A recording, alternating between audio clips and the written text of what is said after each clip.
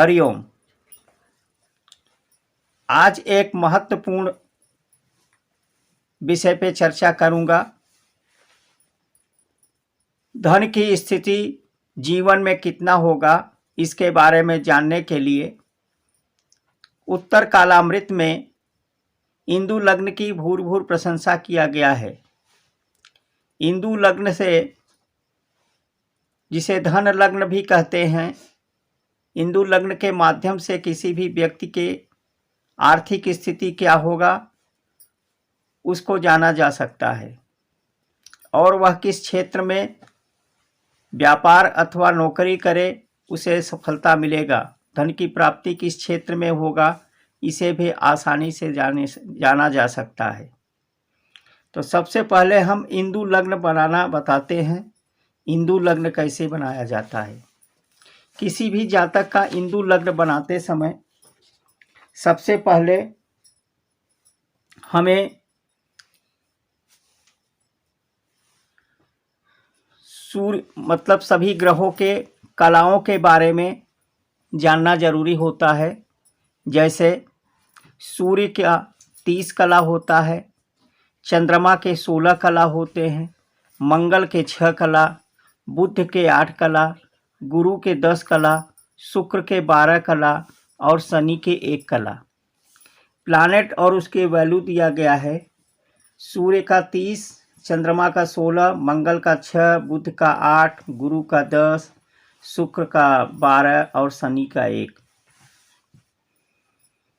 अब इसे जब भी इंदु लग्न बनाया जाता है तो सबसे पहले लग्न कुंडली से, और इसमें चंद्र कुंडली, लग्न कुंडली और चंद्र कुंडली की जरूरत पड़ता है। यहाँ पे लग्न कुंडली से नवम भाव तक गिनेंगे। जो भाग्य स्थान होता है वहाँ तक गिनते हुए जाएंगे। तो यहाँ पर देख रहे हैं इंदु लग्न बनाने के लिए हमें लग्न कुंडली, चंद्र कुंडली की आवश्यकता पड़ेगी। इंदु लग्न बनाने के लिए यहाँ पे लग्न कुंडली से नवम भाव, 9th हाउस के जो लॉर्ड है, 9th हाउस के जो स्वामी हैं वो बुध है। और चंद्र लग्न से 9th हाउस, 1 2 3 4 5 6 7 8 9, 9th हाउस। चंद्र लग्न से नवम भाव को देखेंगे तो चंद्र लग्न से नवम भाव हमारा जो है शनि आया, क्योंकि इसमें शनि राशि बैठा है, इसमें शनि का राशि बैठा है कुंभ, और यहाँ पर नवम भाव में लग्न कुंडली से नवम भाव में मिथुन राशि है और मिथुन का स्वामी जो है बुध है। तो अब जो हमने कलाएं हैं उसको देखेंगे। तो सबसे पहले देखो, लग्न कुंडली से बुध आया था, बुध की कला 8 है। और चंद्र लग्न से कुंभ राशि आया था और कुंभ के स्वामी शनि है। तो शनि का 1 कला हो गया, उसके शनि का जो वैल्यू है 1 है। तो यहाँ पर लग्न से नवम भाव के स्वामी का कला कितना है, बुध। तो बुध की कला कितनी है, 8। यहाँ पे 8 लिख लेंगे। उसके बाद चंद्र की कला शनि का कला का मान कितना होता है, 1 होता है, 1। उसके बाद दोनों को जोड़ लिया जाता है, दोनों को जोड़ने पे 9 आया, दोनों के जोड़ने पे 9 आ गया। अब बुध का 8 आया और शनि का 1 आ गया, दोनों को जोड़ा 9 आया। अगर ये 12 से भाग देने पे, तो 12 से ये भाग जाएगा नहीं, इसलिए शेष फल कितना आएगा, 9 ही आ जाएगा। तो जो 9 आया, 9th आया, उसको क्या करते हैं, चंद्रमा से 9 भाग तक गिनेंगे। चंद्र लग्न से 9वें भाव तक गिनेंगे। चंद्रमा जहाँ बैठा है वहाँ से 9 भाव तक गिनेंगे। 1 2 3 4 5 6 7 8 9, ये आ गया, यही आया। ये अपना क्या हो गया, इंदु लग्न। तो इंदु लग्न बनाते समय इसी को लग्न मान करके यहाँ लिख लेंगे, और जो जो राशि चंद्र कुंडली में रखा गया है उसको रख लेंगे। शनि,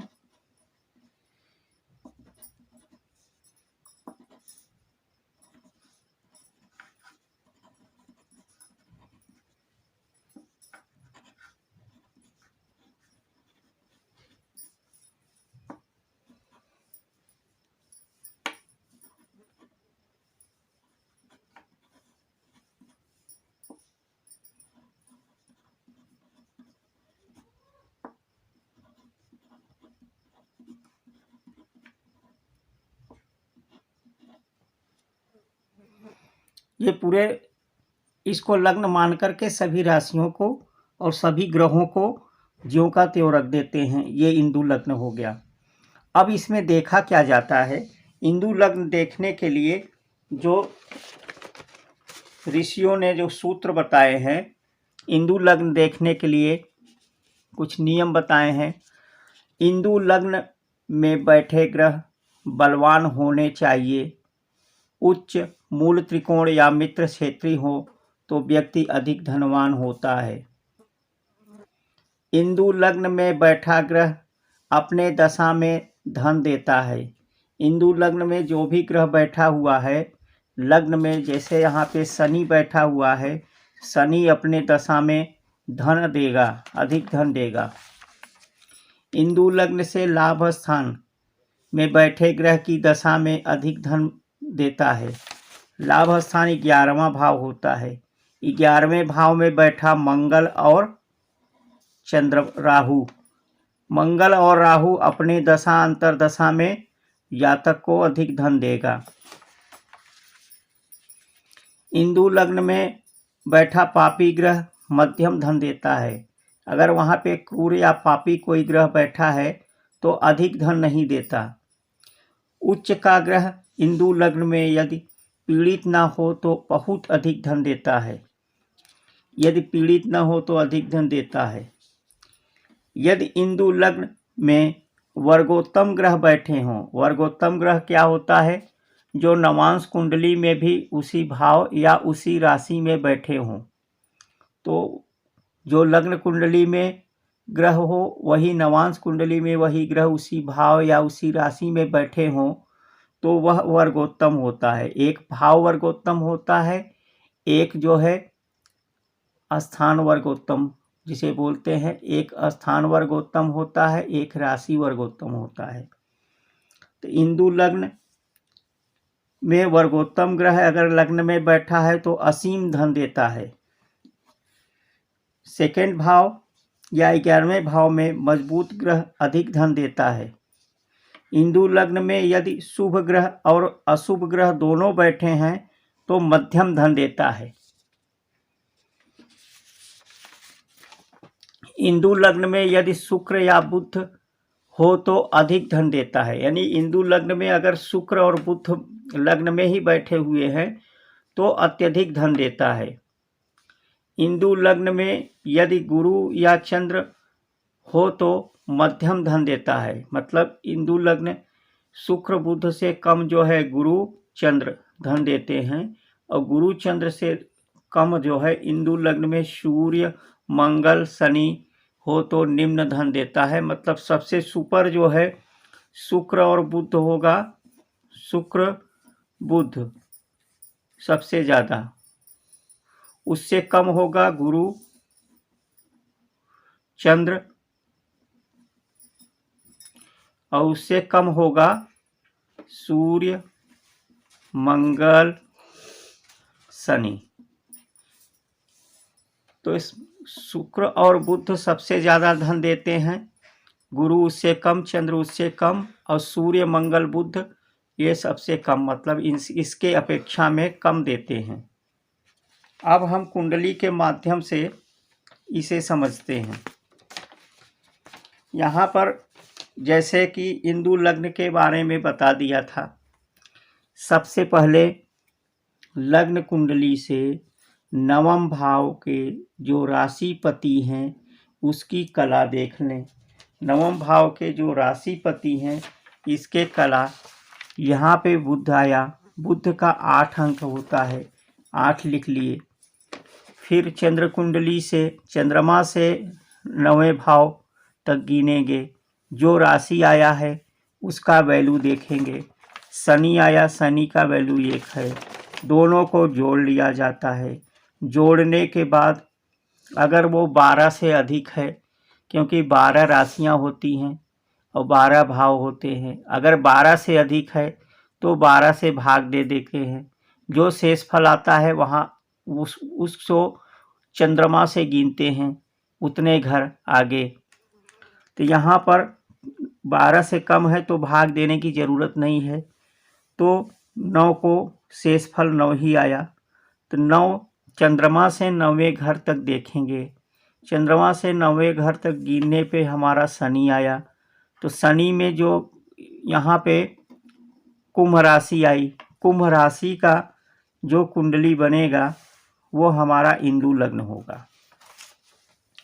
अब इंदु लग्न का विचार करते समय सबसे पहले लग्न का विचार करेंगे। लग्न में शनि स्वराशि का होकर के मूल त्रिकोण राशि में बैठा है यह जातक, और यह जातक बहुत ही धनवान है। इनके जो है लाभ स्थान पे देखते हैं, क्योंकि लाभ स्थान पे यदि मजबूत ग्रह बैठे हैं तो यहाँ पे मंगल और राहु दोनों बैठे हैं, तो इन जातक का, और केंद्र में गुरु बैठा हुआ है।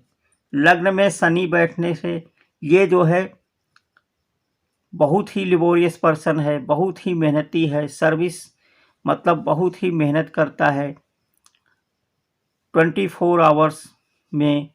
ये जो है मेहनत परिश्रमी व्यक्ति है, क्योंकि शनि परिश्रम का कारक है और यह परिश्रम करता है। इनके लाभ स्थान पे मंगल बैठा हुआ है। मंगल फौजदारी का कारक है, मंगल लड़ाई झगड़ों का कारक है, मंगल शक्ति प्रदर्शन का कारक है। राहु न्यायालय का कारक है, राहु न्याय का कारक है। राहु जो है लड़ाई झगड़ों का कारक राहु भी है। ये जातक पेशे से एक वकील है, और इनका धन जो है राहु और मंगल के वजह से आ रहा है।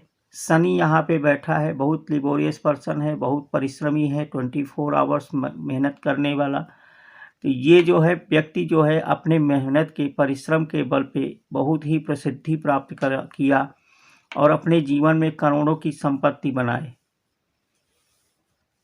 इसी प्रकार से एक उदाहरण कुंडली और लेते हैं।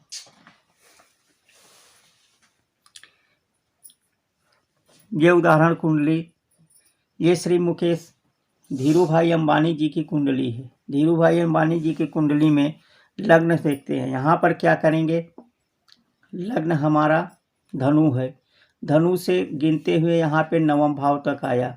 9वें भाव के स्वामी कौन है, सूर्य, और सूर्य को जो है जो कला दिया गया है, सूर्य की जो कला होती है वो 30 होता है। सूर्य की कलाएं जो है 30 हैं, वो 30 कलाओं को लिख लिए, क्योंकि सूर्य की कला कितना है, 30 है, 30 लिख लिया, 30 लिख लिया।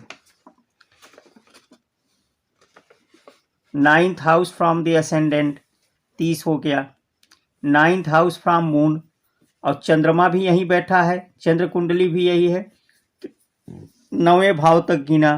तो यहाँ भी सूर्य, ये जो है चंद्रमा से गिने तो इसका भी सूर्य आया, सिंह राशि ही आया। सिंह राशि के स्वामी जो है सूर्य, 30 जोड़ने पे 60 आ गया। 60 को क्या करेंगे, 12 से भाग देंगे, 12 पंचे 60, 5 बार गया। शेष फल कितना आया, जो रिमाइंडर आता है उसको नीचे लिख लेते हैं। तो यहाँ रिमाइंडर कितना आ गया, इसको क्या करेंगे, 60 हो गया। 60 को 12 से भाग दे देते हैं, 12 पंचे 60, यानी 0 0 आ गया। अब 0 0 आने पे रिमाइंडर 0 आ गया, तो यहाँ पर यदि शेष फल 0 आए तो इंदु लग्न चंद्रमा से 12वें भाव को इंदु लग्न बना लेना चाहिए।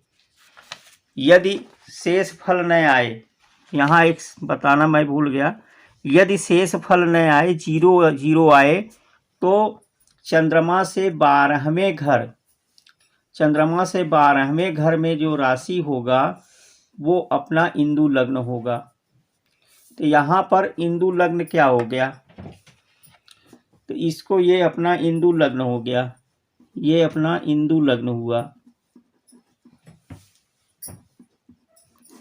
इंदु लग्न किसका हो गया, वृश्चिक राशि का। श्री धीरू भाई अंबानी की कुंडली में इंदु लग्न वृश्चिक राशि का हो गया। अब हम ध्यान से देखेंगे, जैसा कि बताया है कि यदि इंदु लग्न में शुक्र बैठा हुआ है, शुक्र और बुध यदि लग्न में होता है तो व्यक्ति कोटिपति होता है, अरबपति बना देता है। जैसा कि धीरू भाई अंबानी के जीवन में शुक्र और बुध के लग्न में बैठने से वे कितने बड़े धनवान हुए। और फिर यहाँ से 1 2 दूसरे हाउस में देखते हैं, सेकेंड हाउस बना, क्योंकि ये इंदु लग्न हो गया तो ये द्वितीय भाव हो गया। दूसरे भाव में सूर्य चंद्र बैठे हुए हैं। फिर यहाँ से लाभ स्थान को देखते हैं, 1 2 3 4 5 6 7 8 9 10 11। इंदु लग्न से 11वें स्थान पे गुरु बैठा हुआ है और गुरु नवांश कुंडली में भी 10वें भाव में ही बैठा है। ये वर्गोत्तम हो गया, गुरु क्या हो गया, वर्गोत्तम हो गया। और दूसरा वर्गोत्तम क्या है, वृश्चिक राशि में शुक्र लग्न कुंडली में है और वृश्चिक राशि में नवांश कुंडली में भी शुक्र बैठे हैं। शुक्र यहाँ पे देखो ध्यान से वर्गोत्तम है। शुक्र के वर्गोत्तम होने से, जैसा कि सूत्र में मैं बताया था, यदि इंदु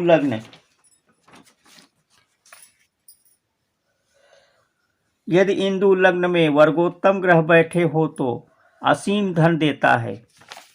यहाँ पर देखिए शुक्र भी वर्गोत्तम है। शुक्र क्या है, वर्गोत्तम है।